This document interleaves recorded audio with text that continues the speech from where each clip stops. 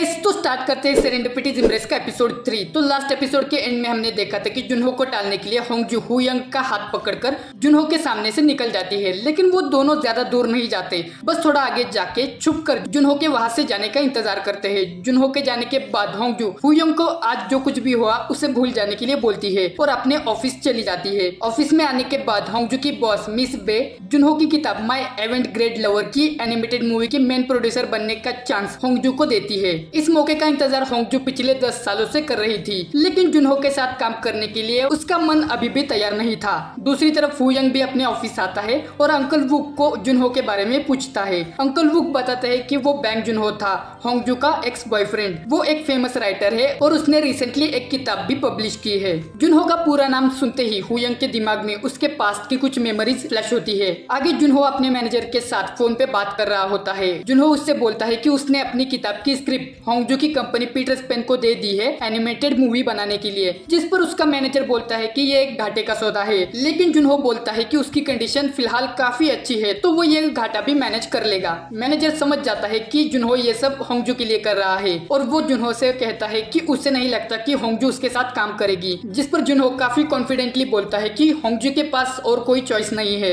आगे हुयंग अंकल वुक को बताता है कि वो जब स्कूल में था तब उसने बैंग जुनहो की किताब की डिमांड करने के लिए स्कूल की लाइब्रेरी को एक लेटर लिखा था, जिस पर अंकल वुक उससे पूछते हैं कि क्या वो भी बैंग जुनहो का फैन है। हुयंग बोलता है कि ये इतना सिंपल नहीं है। हुयंग की बातों से अंकल वुक समझ जाते हैं कि हुयंग का पहला प्यार उनकी किराएदार होंगजू है। अब यहाँ पे एक फ्लैशबैक आता है जिसमें हम देखते हैं कि हुयंग स्कूल की तरफ से इंटरनेशनल मैथ्स ओलंपियाड के स्पेशल इंटरव्यू के लिए सियोल जा रहा होता है। स्कूल से निकलते हुए हुयंग बोर्ड पे लगी होंगजू की फोटो अपने पास रख लेता है। स्कूल से बाहर आते ही उससे होंगजू मिलती है, जो कि स्कूल से भागकर चेरोन जा रही होती है किसी से मिलने के लिए। हुयंग होंगजू की बातें सुनकर काफी क्यूरियस होता है तो उसके पीछे पीछे वो भी चेरोन निकल पड़ता है। होंगजू उसे देख लेती है, जिसके बाद वो दोनों मिलके चेरोन के मिलिट्री कैंप पे जाते हैं। हुयंग होंगजू से पूछता है कि क्या वो यहाँ किसी से मिलने के लिए आई है, जिस पर होंगजू बोलती है कि वो सिर्फ किसी से मिलने के लिए नहीं बल्कि अपने दिल की बात किसी से कन्फेस करने के लिए यहाँ पर आई है और ये काम किए बिना वो यहाँ से कहीं नहीं जाने वाली। अब होंगजू यहाँ पे अपने फेवरेट राइटर और लेटर फ्रेंड बैंग जुनहो से मिलने के लिए आई होती है। मिलिट्री कैंप के बाहर हुयंग जुनहो के बारे में पूछताछ करता है। कॉन्फिडेंशियल इंफॉर्मेशन होने के कारण मिलिट्री के ऑफिसर शुरुआत में उन्हें बैंग जुनहो के बारे में कुछ भी बताने से इनकार करते हैं, लेकिन हुयंग के बार बार इंसिस्ट करने के बाद वो बता देते हैं कि जुनहो की मिलिट्री टीम राइट नाउ यहाँ पे नहीं है बल्कि माउंटेन्स में बॉर्डर एरिया पे मिशन पे गई है। ये सुनकर होंगजू शॉक हो जाती है। लौटते हुए हुयंग और होंगजू को काफी देर हो जाती है, जिसके कारण वापस घर जाने की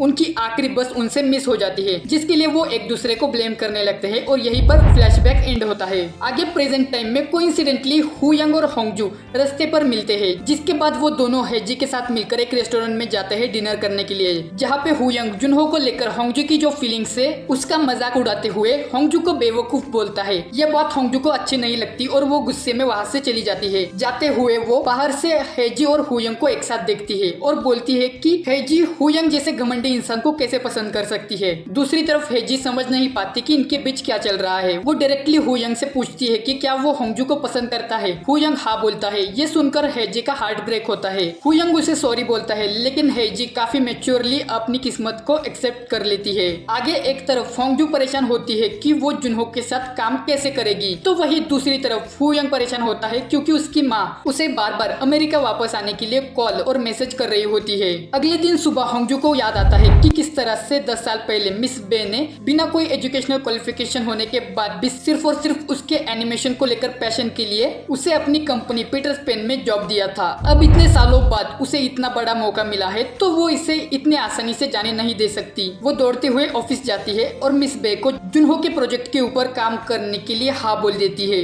दूसरी तरफ हेजी अभी भी इस बात को पूरी तरह से एक्सेप्ट नहीं कर पा रही होती है कि उसका क्रश एक्चुअली में उससे नहीं बल्कि उसकी बेस्ट फ्रेंड को पसंद करता है। इसके बारे में वो उसके स्कूल के फेलो टीचर मिस्टर सॉन से बात करती है, जिसके बाद हेजी को थोड़ा बेटर फील होने लगता है। मिस्टर सॉन एक्चुअली हेजी को पसंद करते हैं, लेकिन उन्हें अपनी फीलिंग्स को एक्सप्रेस करने का सही मौका मिल नहीं पाता है। आगे हुयंग फाइनली डिसाइड करता है कि वो अमेरिका वापस जाएगा। एयरपोर्ट जाते हुए टैक्सी में उसे सडनली हेजी का कॉल आता है, जो उसे बताती है कि होंगजू का एक्सीडेंट हो गया है और वो हॉस्पिटल में है। हुयंग ड्राइवर को जल्दी से गाड़ी को हॉस्पिटल की तरफ लेने के लिए बोलता है, जिसके बाद वो भागते हुए होंगजू के पास जाता है। होश में आने के बाद होंगजू हुयंग को सामने देखकर काफी हैरान होती है। वो उसे बेवजह उसके लिए परेशान होने के लिए मना करती है, जिस पर हुयंग उसका हाथ अपने दिल पर रखता है और बोलता है कि ये बेवजह नहीं है। जिसके बाद एक और फ्लैशबैक आता है जिसमें हुयंग कंस्ट्रक्शन साइट के एक गड्ढे में गिरा हुआ है और होंगजू ऊपर से उसको देखकर हंसने लगती है। And that's it. खैर वीडियो अच्छा लगा हो तो लाइक करो, शेयर करो। इस तरह के और वीडियोस देखने के लिए चैनल को सब्सक्राइब करो। Thanks for watching.